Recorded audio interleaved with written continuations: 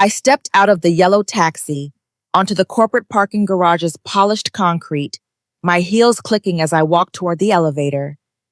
The familiar weight of my laptop bag felt heavier today, though I couldn't understand why. 3 months ago, I had been driving my sleek black BMW 3 Series, a symbol of my promotion to marketing director at our Denver technology firm. This morning, that car sat in my sister's driveway while I paid $18 for transportation to my own job. When my boss, Mr. Harrison, spotted me entering the lobby and asked why I arrived by taxi instead of the company vehicle we provided for my advancement, I opened my mouth to explain. Before any words could form, my husband David appeared beside us, his HR badge glinting under the fluorescent lights. His smile seemed practiced as he addressed Mr. Harrison directly. "Her sister uses that car now," he said with casual confidence, as though this arrangement had been thoroughly discussed and approved by everyone involved. Mr. Harrison's eyebrows lifted slightly, his expression shifting from curiosity to something approaching concern. The silence stretched between us for what felt like an eternity, though probably lasted only seconds. I felt heat creeping up my neck, not from embarrassment, but from a growing realization that I had never agreed to this arrangement. "I see," Mr. Harrison finally said, his tone neutral, but his eyes studying my face carefully. "Well, Sarah, perhaps we should discuss transportation alternatives for your client meetings next week."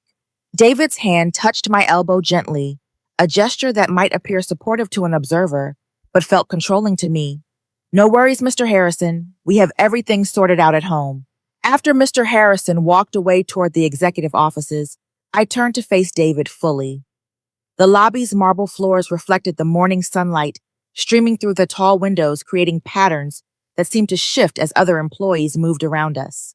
"When exactly did we sort this out?" I asked, keeping my voice low but firm. David's expression remained pleasant, though something flickered behind his eyes. "Sarah, we talked about this. Jessica really needed reliable transportation after her divorce, and you mentioned feeling guilty about having such an expensive car when she's struggling." The words hit me like cold water. I had never mentioned feeling guilty about my success. In fact, I had worked 60-hour weeks for 2 years to earn that promotion and everything that came with it. The BMW represented recognition of my contributions to our company's largest software launch in 5 years. "I don't remember having that conversation," I said slowly. "You were tired that night," David replied smoothly. "We were watching television, and you saw that news story about single mothers facing transportation challenges. You got emotional talking about Jessica's situation." I searched my memory for any trace of this supposed discussion.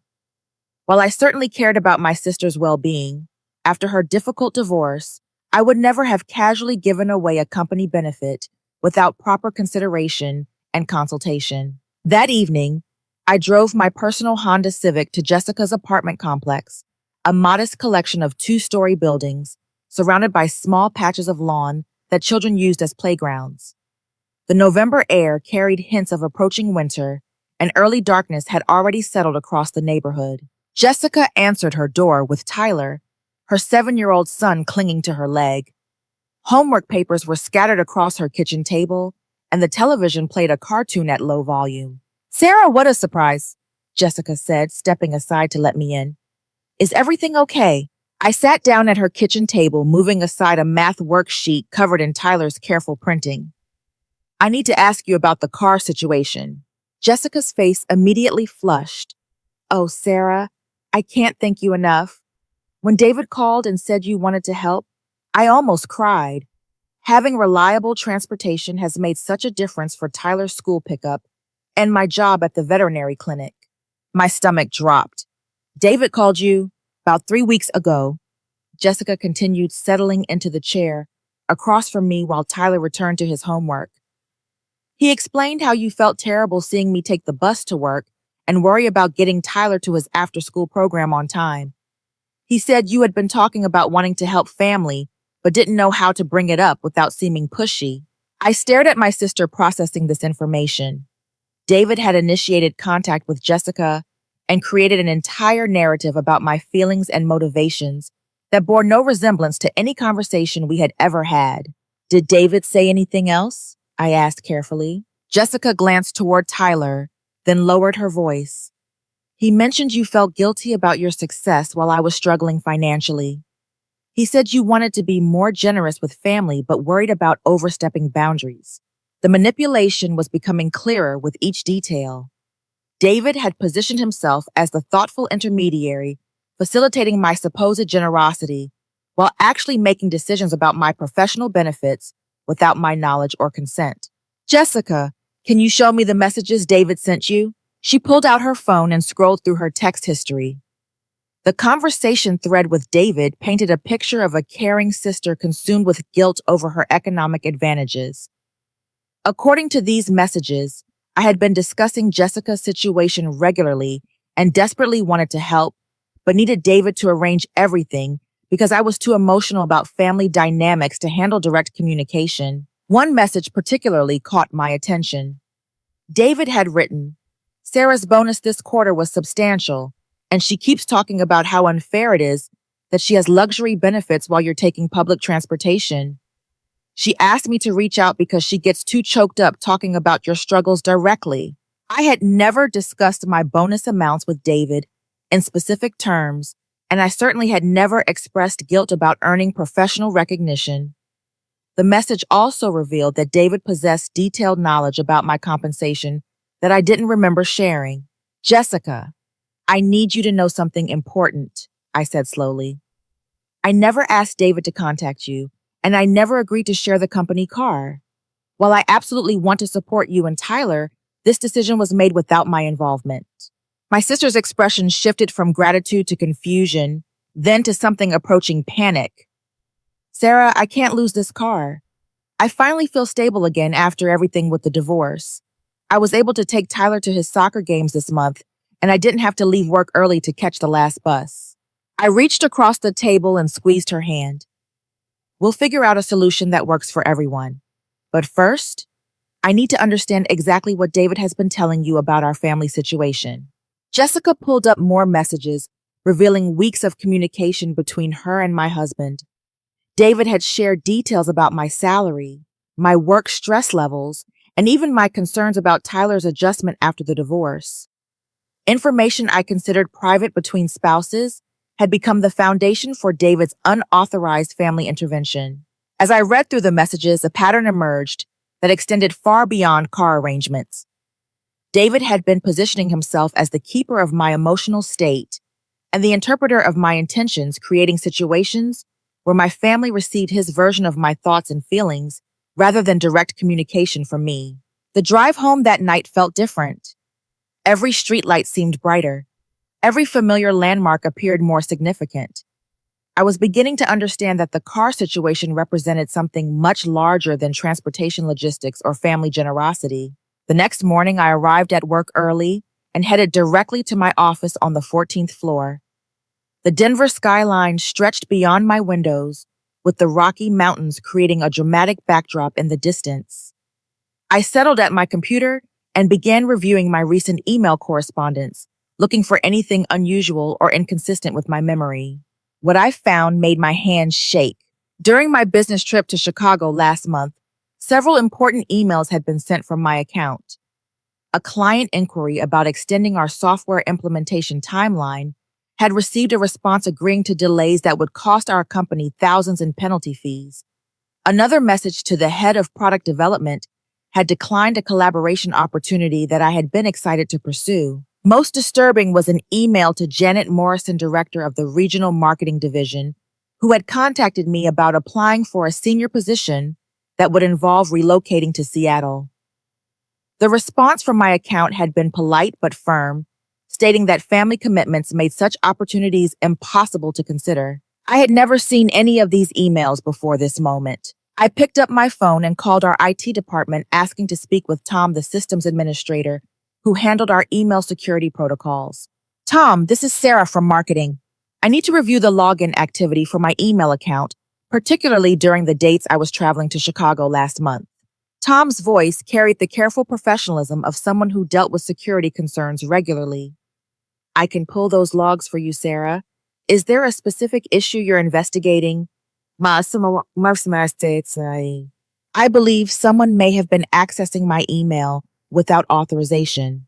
20 minutes later, I sat in Tom's cluttered office surrounded by multiple computer monitors and network equipment. Tom was 45 years old, with graying hair and the methodical approach of someone who had spent decades solving technical puzzles. Here's what I found, he said, pointing to a spreadsheet displayed on his screen. Your account shows login activity during your Chicago trip from a computer registered to your home network. The access times were during business hours when you were in conference sessions, according to your calendar. My heart hammered against my ribs. How many times? 17 separate sessions over 3 days. Each session lasted between 45 minutes and 2 hours. The activity includes reading, responding to, and deleting messages. I stared at the data trying to process the implications. Someone in my house had been systematically managing my professional correspondence while I was working in another state. Tom, is there a way to see which specific emails were accessed or responded to during those sessions? We maintain detailed logs for security purposes. Give me a few minutes to pull the comprehensive report. While Tom worked, I called Amanda, one of my direct reports, who had been copied on several of the emails I had discovered. Amanda was 26 years old and had been working under my supervision for 8 months, handling social media campaigns for our corporate clients. Amanda, I need to ask you about some project communications from last month. Did you receive any instructions about changing the timeline for the Morrison technology implementation? There was a pause before Amanda responded. Yes, you sent that email while you were in Chicago. I was confused because it contradicted what you had told me before you left, but I assumed you had learned new information during the conference. My stomach twisted. What exactly did the email say? You wrote that family considerations required us to accommodate more flexible deadlines, and that maintaining work-life balance was more important than meeting aggressive timelines. The tone was different from your usual messages, but I figured you were reflecting on priorities during your trip. The manipulation was sophisticated and personal. David had used my own email account to communicate decisions that contradicted my professional judgment, while making those decisions appear to emerge from personal reflection and growth. Amanda, did you receive any other unusual communications from me during that period? Actually, yes. You sent a message about reassigning the Peterson account to Marcus instead of keeping it under my direct management. You said you wanted me to focus on smaller clients until I developed more experience. I was disappointed because I had been working on that account for 3 months and felt confident about handling the expansion phase. I closed my eyes, feeling sick. The Peterson account represented Amanda's first major client relationship, and she had been performing excellently. Reassigning it to Marcus would have undermined her professional development and damaged her confidence. Amanda, I never sent that email. I want you to keep working on the Peterson account as planned. In fact, I think you're ready for additional responsibilities. When Tom finished compiling the access logs, the scope of the unauthorized email activity became clear. David had been reading my correspondence, responding to professional inquiries, and making decisions that affected my career trajectory and team management responsibilities. Tom, I need copies of these logs for documentation purposes. This appears to be a serious security breach. Sarah, you should report this to HR immediately. Unauthorized access to employee email accounts violates multiple company policies, especially when it involves someone outside the organization. I thanked Tom and returned to my office carrying printed copies of the email logs and a growing understanding that the car situation had been merely the most visible symptom of a much broader problem. During my lunch break, I drove to the corporate legal department located on the building's 18th floor. The reception area featured polished wood furniture and abstract artwork that suggested prosperity and stability. I need to speak with someone about potential unauthorized access to my company email account, I told the receptionist. Lisa Chang, one of the corporate attorneys, met with me in a small conference room lined with law books and framed certificates. Lisa was 41 years old, with sharp eyes and an efficient manner that suggested she had handled numerous similar situations. Sarah, Can you walk me through exactly what you discovered? I presented the email logs, the unauthorized responses, and the pattern of decisions that contradicted my professional judgment. Lisa took notes while I spoke, asking clarifying questions about dates, access patterns, and potential motivations. Who has physical access to your computer at home? Lisa asked. My husband, David. He works in our HR department. Lisa's expression became more serious. That creates additional complications from an employment law perspective. An HR employee accessing another employee's email without authorization raises concerns about confidentiality violations and potential insider information misuse. What should my next steps be? Document everything. Don't change any passwords yet because we may need to monitor further activity for evidence purposes. I'm going to consult with our security team and recommend that you speak with Patricia Walsh and HR about the broader implications. As I returned to my office that afternoon, I realized that my marriage had become a threat to my professional integrity.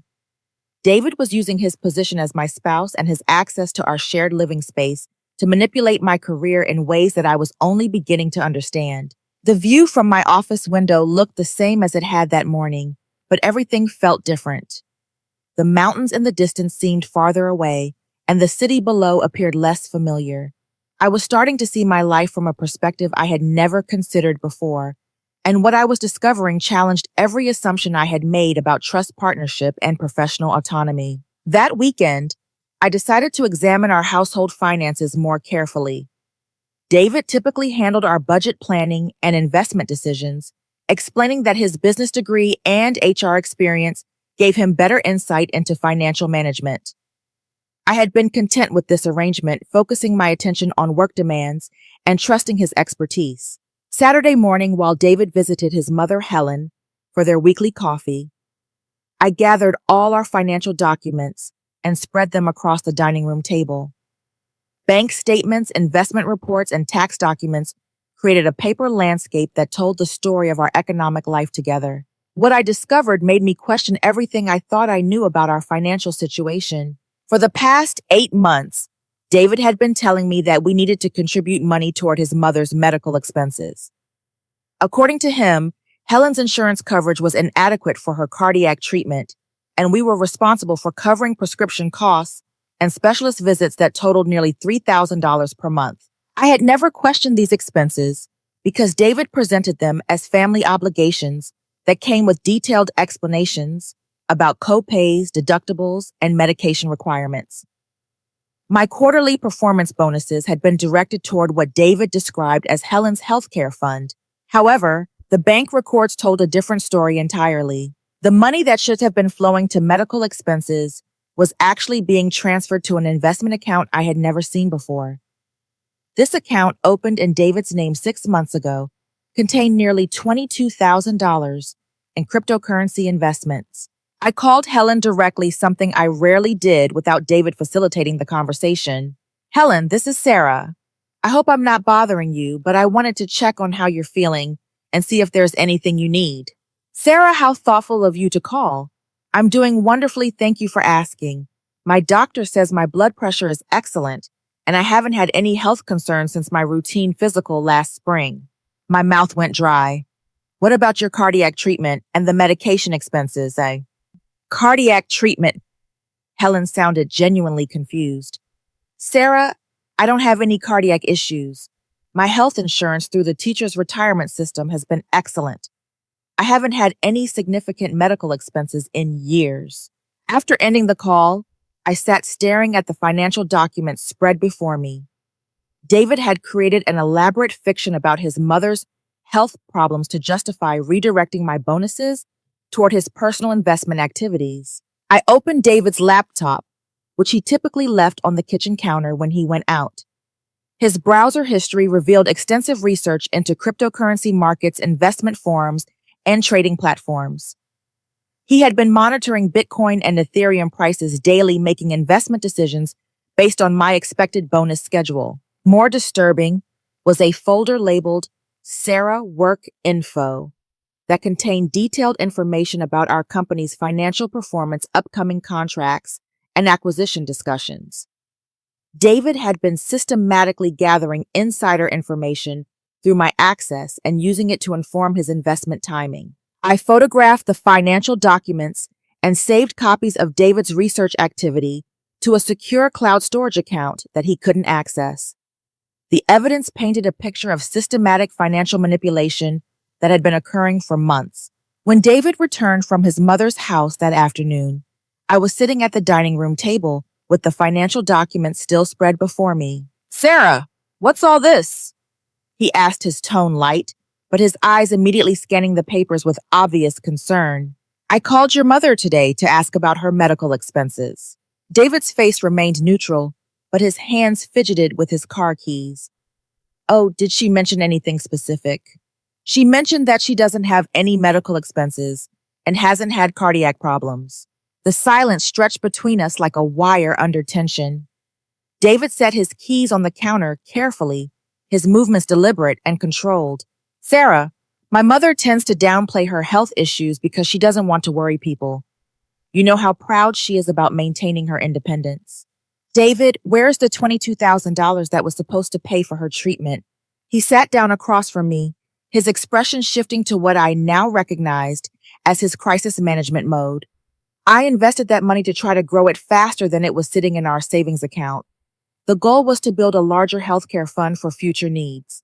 "Without telling me, you've been so stressed with work lately, I didn't want to add financial planning to your concerns. I was planning to show you the portfolio once it reached a better performance level." I opened his laptop and turned the screen toward him, displaying the cryptocurrency trading platform he had been using. "Were you planning to tell me about using insider information from my company to time these investments?" David's composure finally cracked. Color drained from his face as he stared at the computer screen, showing his detailed research into our corporate acquisition talks and earnings projections. "Sarah, that's not what this looks like."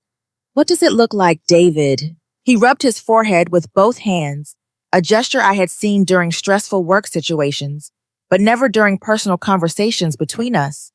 "I was trying to secure our financial future. You work so hard, and I wanted to make sure we were building wealth efficiently. By lying to me about your mother's health and secretly redirecting my bonuses, the cryptocurrency market has been incredibly volatile lately. I thought if I could time our investments based on general industry knowledge, we could achieve better returns than traditional savings accounts." I closed the laptop and looked directly at him. "David, using confidential company information for personal investment decisions is securities fraud. And lying to your spouse about family medical expenses while secretly gambling with her income is financial abuse." He stood up abruptly, his chair scraping against the hardwood floor. "Sarah, you're overreacting. Couples make financial decisions together all the time. I never intended for this to become such a complicated situation." "When did we make these decisions together?" David walked to the kitchen window and stood looking into our backyard where autumn leaves covered the grass in patterns of red and gold. When he turned back toward me, his expression had shifted to something approaching desperation. "I was protecting you from having to worry about investment decisions while you were focused on your career advancement. I thought I was being supportive." I gathered the financial documents into a neat stack, my hands steadier than I expected. "David's support doesn't involve deception, manipulation, and fraud. I need time to think about what happens next." As evening approached, I drove to a coffee shop downtown where I could review everything I had discovered without David's presence influencing my thoughts. The financial manipulation represented a level of betrayal that extended far beyond marital disagreements about money management. David had been systematically deceiving me about family needs while using my professional success to fund his personal investment activities. He had also been gathering insider information that could expose both of us to federal criminal charges if his trading activities came to the attention of securities regulators. I ordered a large coffee and sat near the window, watching pedestrians navigate the downtown sidewalks as darkness settled across the city.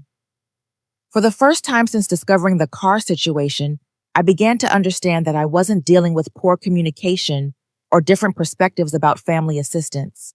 I was living with someone who had been deliberately manipulating my professional and financial life for his own benefit while maintaining the appearance of a supportive partnership.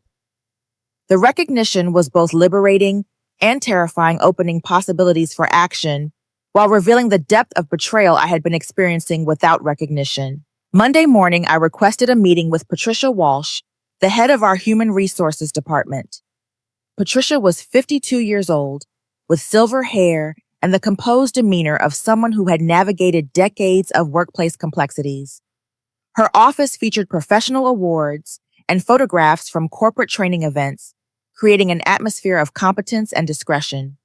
"Sarah, I understand you have some concerns about email security that intersect with employment issues," Patricia said, gesturing toward the chairs arranged around her conference table. I presented the documentation I had gathered, including Tom's email access logs, examples of unauthorized correspondence, and the timeline of decision-making that had occurred without my knowledge. Patricia reviewed each document, carefully taking notes and asking questions that revealed her understanding of the legal implications. "Sarah, these issues have become particularly complicated because David is our employee and has access to confidential HR systems. I need to investigate whether his unauthorized access to your email represents a broader pattern of policy violations." "What do you mean by broader pattern?" Patricia consulted her computer screen, then looked back at me with an expression that suggested she had discovered concerning information. "Over the weekend, I reviewed David's access logs for our HR database systems. What I found raises serious questions about his handling of confidential employee information." She turned her monitor toward me, displaying a report that showed David's database activity over the past 6 months. The numbers were staggering. David has been accessing employee files far beyond the scope of his job responsibilities. His position involves benefits administration and new employee orientation, but these logs show him reviewing salary information, performance evaluations, and disciplinary records for employees across multiple departments. I studied the access report, seeing dozens of names I recognized from different divisions of our company. David had been systematically reviewing confidential information about my colleagues, including details about their compensation performance struggles and personal problems documented in HR files. "Patricia, what legitimate reason would David have for accessing this information?" "There isn't one. His job responsibilities don't require access to performance evaluations or salary data outside of benefits calculations for specific employees he's directly supporting. This appears to be unauthorized data gathering for unknown purposes." Patricia pulled up additional screens showing the timing and duration of David's database sessions. The pattern revealed extensive evening and weekend activity times when his normal job duties wouldn't require HR system access. I've also found evidence that David has been copying information from these files. Our system tracks document downloads and printing activity, and there's a record of him saving employee data to external storage devices. The implications hit me like a physical blow. David hadn't just been manipulating my professional communications. He had been systematically gathering confidential information about my colleagues and potentially using it for purposes that violated both company policy and employee privacy rights. "Patricia, do you have security footage of David's after-hours access to the HR office?" "I've already requested that information from our security team. James, our head of building security, should have those records available this afternoon." 2 hours later, I sat with Patricia and James in the security office, located in our building's basement. James was 34 years old, with a background in corporate investigations, and his serious demeanor suggested he understood the gravity of what we were reviewing. "I pulled footage from the HR department cameras covering the past 3 months," James said, queuing up video files on his computer system. "What you're going to see shows a clear pattern of unauthorized access to restricted areas and equipment." The first video showed David entering the HR office at 9:30 on a Saturday evening, using his keycard to access areas that should have been locked during weekend hours. He moved directly to computers that weren't assigned to his normal workstation, logging in with credentials that allowed access to confidential employee databases. "James, how was David able to access computers and systems beyond his authorization level?" I asked. "That's what makes this particularly serious. David has been using administrative passwords that were issued to other HR staff members. Based on these access logs, he somehow obtained login credentials that belonged to Patricia and two other HR managers. Patricia's face had gone pale as she watched the footage of David systematically accessing confidential files using her personal login information. This represents identity theft in addition to unauthorized data access.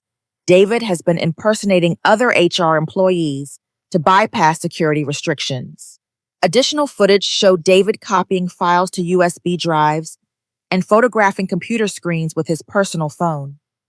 The video evidence revealed a sophisticated operation that had been occurring regularly over several months.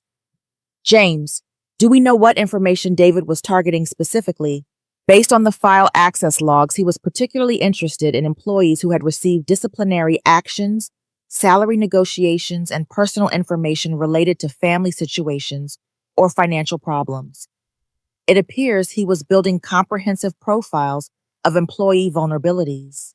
I thought about my colleagues and the personal struggles that people had shared with HR in confidence, believing their information would remain secure and protected. David had been violating that trust while using the intelligence he gathered for purposes that remained unclear but were certainly unauthorized. Patricia, what happens next from an employment law perspective? David's actions constitute multiple violations of federal privacy laws, company policy, and potentially state criminal statutes related to identity theft and unauthorized access to computer systems. We need to involve law enforcement and conduct a comprehensive investigation to determine the scope of the violation and whether any employee information was shared with external parties. That afternoon, I returned to my office feeling overwhelmed by the expanding scope of David's deception. What had begun as confusion about a company car had revealed systematic professional sabotage, financial fraud, and now criminal violations of employee privacy rights. I called Lisa Chang in corporate legal to update her on the HR investigation findings. Sarah, this situation has evolved beyond employment issues into potential federal crimes. The unauthorized access to HR databases, combined with the identity theft of supervisor credentials, creates exposure for both David and potentially our company if client information was compromised. Lisa, what protection do I have as David's spouse if criminal charges are filed? That depends on whether you had knowledge of his activities or received any benefit from the information he gathered. Based on what you've told me, you appear to be a victim rather than a participant, but you should consider consulting with a criminal defense attorney to protect your interests. As evening approached, I sat in my office looking out at the Denver skyline and trying to process everything I had learned.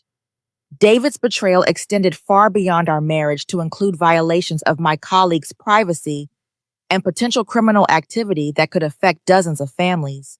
For the first time since this situation began, I started to feel something other than confusion and hurt. I was beginning to feel angry, and that anger was providing clarity about what needed to happen next. The next morning, I met with corporate attorney Lisa Chang and a digital forensics specialist named Kevin, who had been brought in to analyze the scope of David's unauthorized system access. Kevin was 29 years old, with expertise in cybersecurity investigations, and his methodical approach reminded me of the thoroughness required for successful marketing campaigns. Sarah, we need to build a comprehensive timeline of David's activities before confronting him directly, Lisa explained as we settled into the corporate legal conference room. Kevin has been analyzing the digital evidence to understand the full scope of potential violations. Kevin opened his laptop and displayed a detailed chart showing David's unauthorized access patterns across multiple computer systems. David's activities fall into three distinct categories: unauthorized email access, HR database violations, and what appears to be preparation for a more extensive operation. What do you mean by preparation for more extensive operation? I asked. David has been researching your company's acquisition discussions, client contract negotiations, and strategic planning documents that he accessed through your email account. He's also been documenting the personal vulnerabilities of key employees through the HR database violations. This information could be valuable to external parties, including competitors or regulatory investigators. Lisa consulted her notes and looked directly at me. Sarah, we've discovered that David has been in communication with someone outside our company who may be interested in acquiring this information. Kevin found email exchanges between David and an external contact that suggests he was preparing to leverage what he had gathered. My heart stopped. Are you saying David was planning to sell confidential company information? Kevin turned his laptop screen toward me, displaying email messages between David and someone identified only as M. Torres Consulting. The conversation thread revealed discussions about their documentation opportunities and strategic intelligence gathering that would be valuable for competitive analysis purposes. Based on these communications, David was building a case to demonstrate that you had been misusing company resources and accessing confidential information inappropriately, Kevin explained. He was planning to present himself as a whistleblower who discovered his wife's alleged violations while positioning himself for career advancement within the company. Lisa opened a folder containing printed copies of David's email communications. David has been documenting fake evidence of your supposed ethical violations while gathering real evidence of his own criminal activity. His plan appears to involve framing you for the misconduct he actually committed while taking credit for uncovering the problems. I read through the email exchanges, watching my professional reputation being systematically destroyed by someone who claimed to love and support me. David had created a narrative where I was an ambitious employee who had crossed ethical boundaries to advance my career, using insider information inappropriately and violating company policies for personal gain. Kevin, how sophisticated is this frame job? Extremely sophisticated. David created fake timestamps, manipulated email headers, and documented supposed conversations where you allegedly discussed using confidential information for personal advantage. He even prepared reports for corporate compliance that would trigger an investigation into your activities while positioning himself as the ethical employee who discovered the violations. Lisa stood up and walked to the window, overlooking downtown Denver. Sarah, David's plan was to have you terminated and potentially face criminal charges while he received recognition for protecting company interests. The external contact appears to be someone who would benefit from disrupting our business operations or acquiring our strategic intelligence. What happens if David's plan had succeeded? You would have faced federal criminal charges for securities fraud, lost your professional reputation, and potentially served prison time for crimes you didn't commit, Lisa said bluntly. Meanwhile, David would have been positioned for promotion within our company while secretly providing confidential information to external parties. Kevin pulled up additional files showing the timeline of David's activities. The manipulation has been occurring for almost a year with increasing sophistication as David learned more about our computer systems and security protocols. He was preparing for what appears to be the final phase of his operation when you discovered the car situation. I stared at the evidence spread before me, understanding that my decision to investigate the car arrangement had accidentally prevented a much larger catastrophe. If I had continued trusting David's explanations and allowing him to manage my professional communications, I would have unknowingly participated in my own destruction. Lisa, what legal protections do I have now that we understand the scope of David's activities? We're going to work with law enforcement to document everything before David realizes his plan has been discovered. We need to gather additional evidence while ensuring your safety and protecting other employees who may have been affected by his HR database violations. Lisa consulted with corporate security to coordinate the next phase of our investigation. Sarah, we want to arrange a control situation where David unknowingly reveals the full scope of his plan while being recorded by our security team. This will provide definitive evidence for law enforcement and protect you from any allegations that you were involved in his activities. That afternoon, I met with Patricia Walsh to discuss the impact on other employees whose confidential information had been compromised by David's unauthorized database access. Patricia, how many employees were affected by David's activities? 47 employees across 6 departments had their confidential files accessed without authorization. This includes salary information, performance evaluations, disciplinary records, and personal information that employees shared with HR in confidence. The scale of the violation was staggering. David had been systematically invading the privacy of dozens of colleagues while building intelligence profiles that could be used to manipulate workplace relationships or damage professional reputations. What notification requirements do we have for affected employees? We're required to inform everyone whose information was accessed and provide credit monitoring services since personal data was compromised. We're also implementing new security protocols to prevent similar violations in the future. As evening approached, I drove home knowing that David was unaware his plan had been discovered. For the first time since the situation began, I felt like I had some control over what would happen next. The evidence was overwhelming. The legal framework was in place, and tomorrow we would give David an opportunity to reveal the full scope of his activities while corporate security documented everything for law enforcement purposes. The next morning, Patricia Walsh called David to schedule what she described as a routine consultation about irregularities in company resource usage that require his expertise in HR policy interpretation.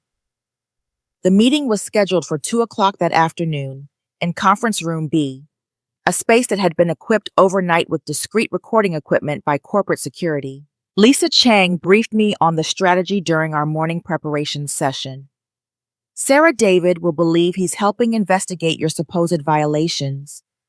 We want him to provide detailed explanations of how someone could have committed the activities he actually performed. Corporate security will record everything with his unknowing consent during what he thinks is a routine HR consultation. Michael Torres, our corporate investigator, joined us for the final planning session. Michael was 44 years old with extensive experience in internal fraud cases, and his calm professionalism provided reassurance that we were handling the situation appropriately. The key is allowing David to demonstrate his knowledge of the violations without directly confronting him about his own involvement, so Michael explained. We want him to feel comfortable sharing information because he believes he's helping build a case against you. At 1:55 that afternoon, I waited in Patricia's office while David was escorted to Conference Room B by Michael Torres. Through Patricia's window, I could see David walking down the hallway with the confident stride of someone who believed he was about to participate in his wife's professional destruction. "Sarah, you can observe the interview through this monitor," Patricia said, adjusting her computer screen so I could watch the conversation in real time. Everything is being recorded with appropriate legal authorization. The interview began with Michael Torres, explaining that the company was investigating unusual patterns of email access and resource usage that suggested policy violations by an unnamed employee. David's immediate engagement and eagerness to help revealed his assumption that I was the target of the investigation. "David, based on your HR expertise, how might someone gain unauthorized access to another employee's email account?" Michael asked. "Well, if someone had physical access to the computer and knew general password patterns, they could potentially access personal accounts," David responded thoughtfully. "Most people use similar passwords across multiple platforms, so workplace access could lead to personal email access." Michael nodded encouragingly. "What about access during business travel when the employee is working remotely?" "That would be easier because the person could monitor login patterns and time their access when the account holder was in meetings or presentations. They could read, respond to, and delete messages without being detected if they understood the employee's communication schedule." I watched David systematically describe the exact methods he had used to manipulate my professional correspondence, believing he was providing helpful insights about theoretical violations rather than confessing to his own criminal activity. "David, what kind of damage could result from unauthorized email access?" "Significant professional damage," David replied with enthusiasm. "Someone could decline business opportunities, make inappropriate commitments to clients, or damage relationships with colleagues and supervisors. They could essentially control another person's career trajectory without that person realizing what was happening." Michael continued guiding David through detailed explanations of email manipulation techniques, while secretly documenting David's comprehensive knowledge of sophisticated fraud methods. What about financial implications of unauthorized access? If someone had access to compensation information and internal business intelligence, they could potentially use that for investment purposes or share it with external parties for competitive advantage, David explained.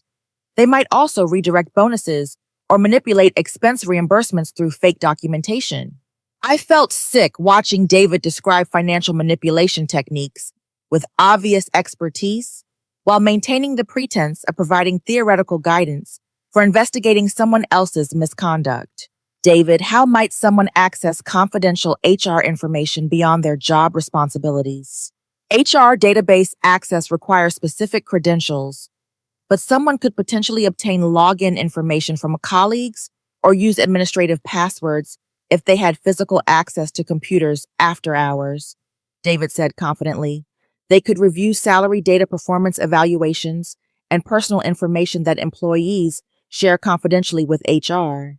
Michael Torres made notes while David provided increasingly specific details about HR database violations, unknowingly documenting his own systematic criminal activity. What would be the most concerning aspect of HR database violations? The potential for identity theft and privacy violations affecting multiple employees. David responded immediately.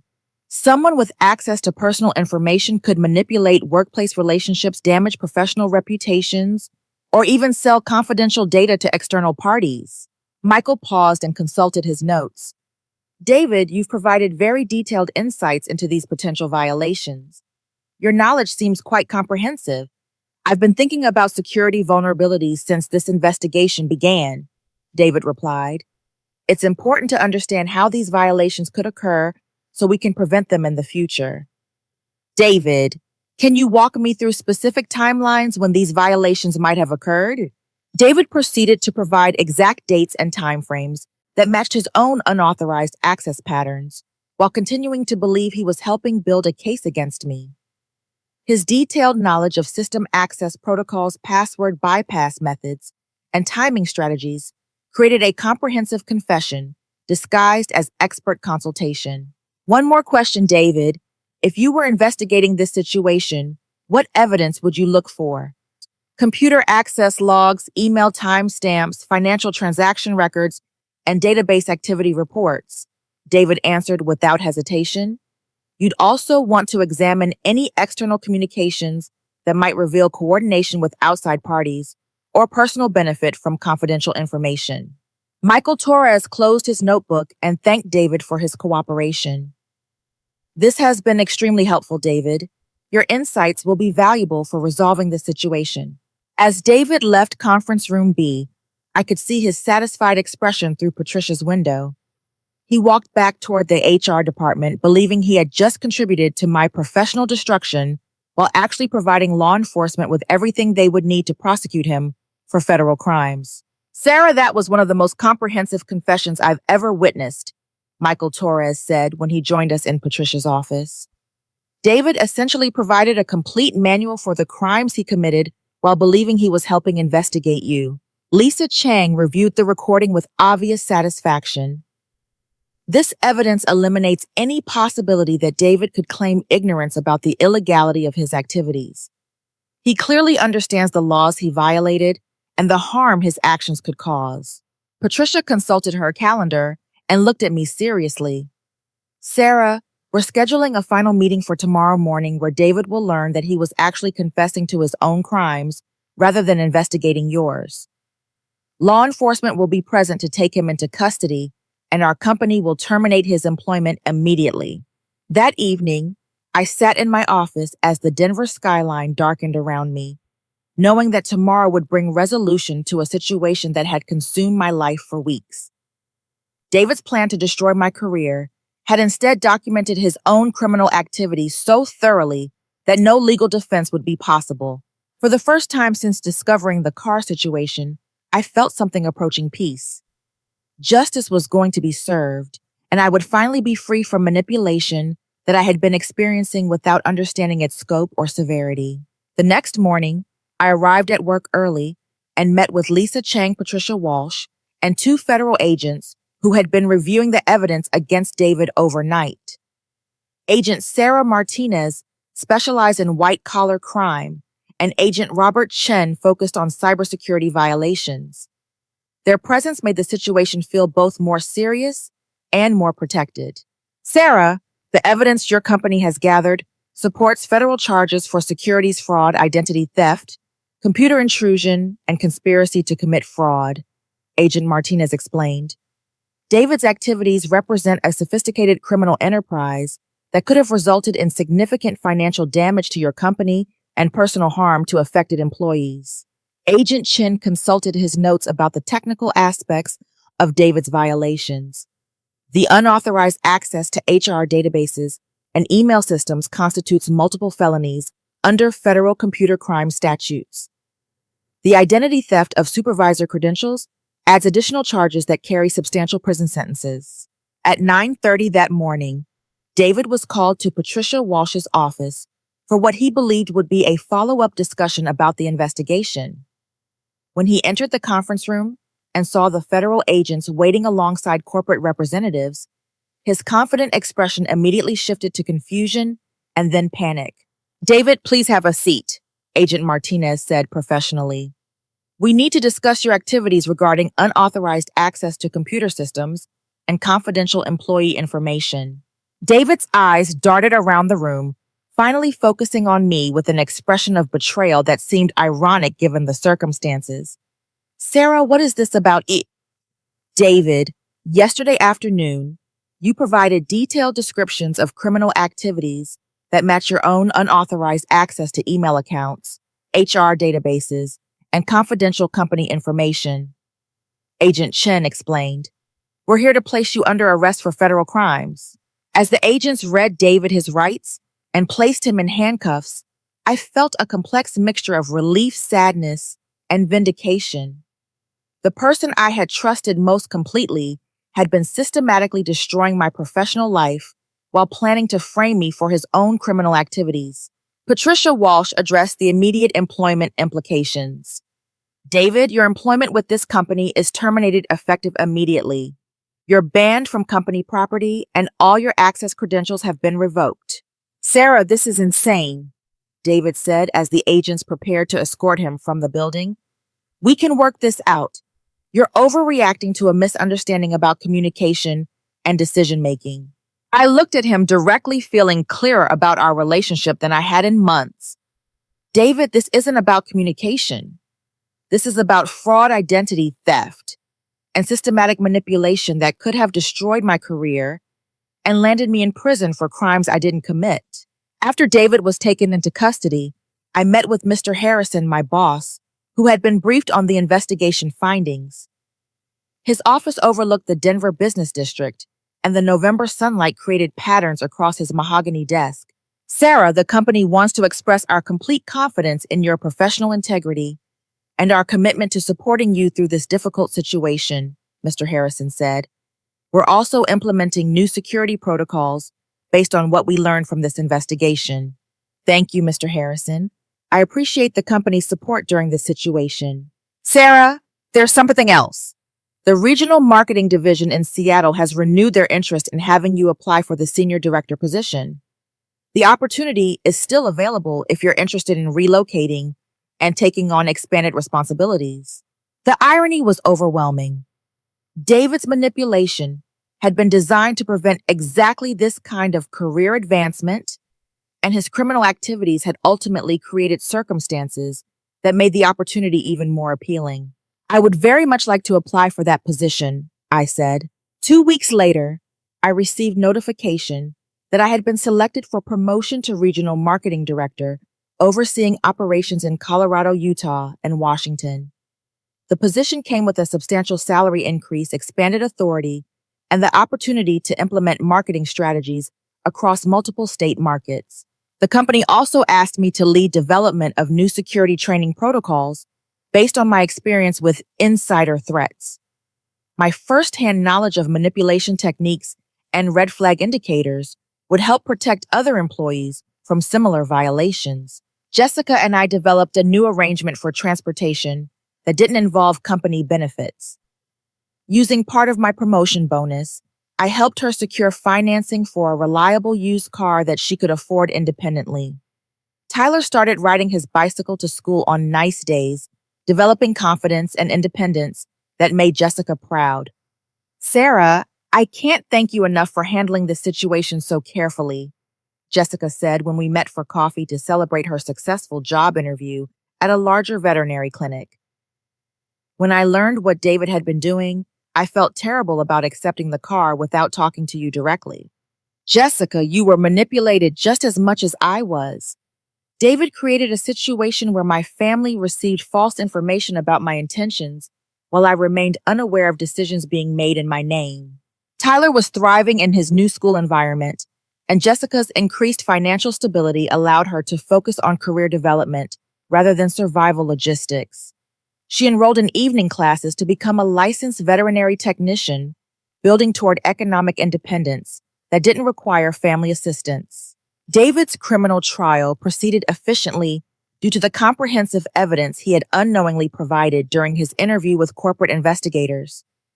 He pled guilty to multiple federal charges and received a sentence of 3 years in federal prison, plus restitution to affected employees and our company.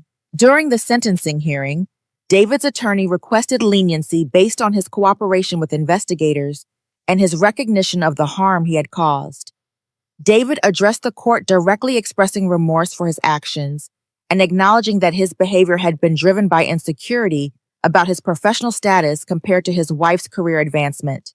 Your Honor, I convinced myself that I was protecting my family's financial interests, but I was actually sabotaging the person I should have been supporting, David said during his statement to the judge. My actions were selfish, criminal, and caused harm to innocent people who trusted me with their personal information. The judge acknowledged David's acceptance of responsibility while emphasizing the serious nature of his crimes.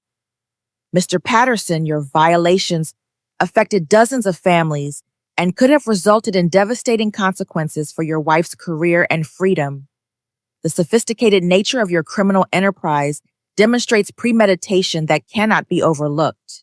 Dr. Amanda Rivers, David's court ordered therapists provided testimony about his psychological evaluation. Mr. Patterson exhibits patterns consistent with narcissistic personality disorder, complicated by professional insecurity and control issues. He requires extensive therapy to address underlying behavioral patterns that contributed to his criminal activities. 6 months after David's sentencing, I relocated to Seattle to begin my new position as Regional Marketing Director. The Pacific Northwest offered opportunities for outdoor activities and professional growth that energized me in ways I hadn't experienced since college. My new office in downtown Seattle provided views of Elliott Bay and the Olympic Mountains, and my expanded responsibilities included supervising marketing teams across multiple state markets. The regional authority allowed me to implement strategies that had been constrained by limited geographic scope in my previous position. Barbara Scott, the regional vice president, became an important mentor figure who helped me understand corporate leadership dynamics. Sarah, your experience with insider threats and security violations provides perspective that most marketing professionals never develop. That knowledge makes you valuable beyond traditional marketing expertise. I established a foundation focused on supporting women who were rebuilding their lives after experiencing financial abuse.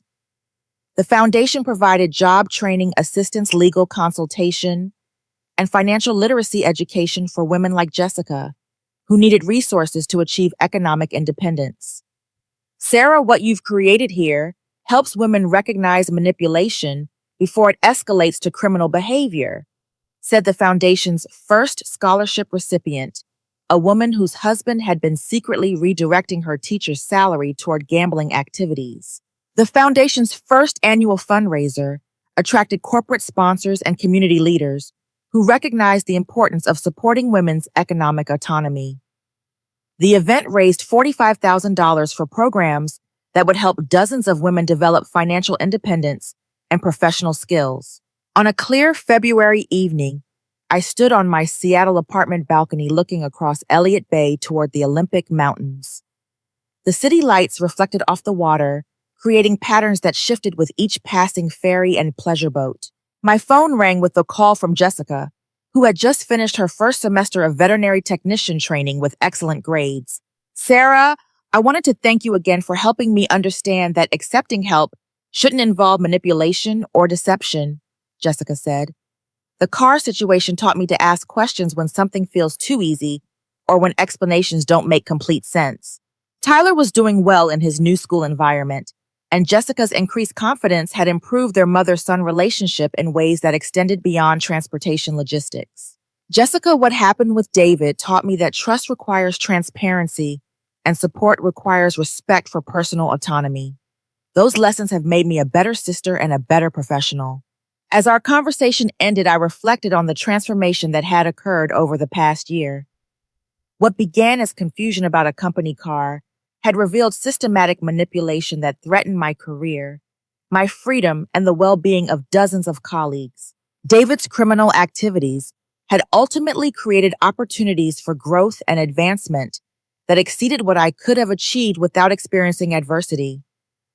The investigation process taught me to document evidence, trust institutional support systems, and recognize manipulation techniques that I had been accepting without question.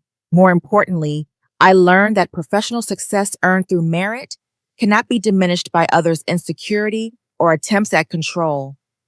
My competence, integrity, and work quality remained constant, regardless of David's efforts to undermine them.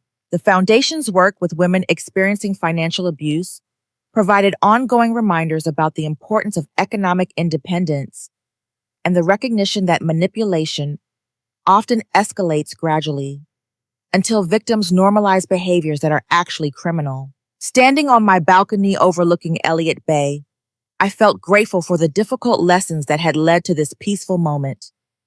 Trust requires verification, partnership requires transparency, and success requires vigilance about protecting the autonomy that makes achievement possible. My phone buzzed with a text message from Barbara Scott about a potential promotion opportunity that would involve expanding the Foundation's work to include corporate training programs about recognizing insider threats. The irony was complete. David's attempts to destroy my career had instead provided expertise that made me valuable in ways he never could have anticipated. His systematic manipulation had become the foundation for protecting other people from similar harm. I smiled, looking across the water toward mountains that seemed to stretch infinitely into the distance. Tomorrow would bring new challenges and opportunities, but tonight I felt peace knowing that I had fought back successfully and created something meaningful from the wreckage of betrayal. The life lesson was clear: when someone gradually erodes your autonomy through manipulation and deception, fighting back requires documentation, institutional support, and the courage to trust that justice systems can protect merit from malicious interference. Professional competence and personal integrity provide protection against manipulation, but only when you remain vigilant about maintaining boundaries that preserve your decision-making authority.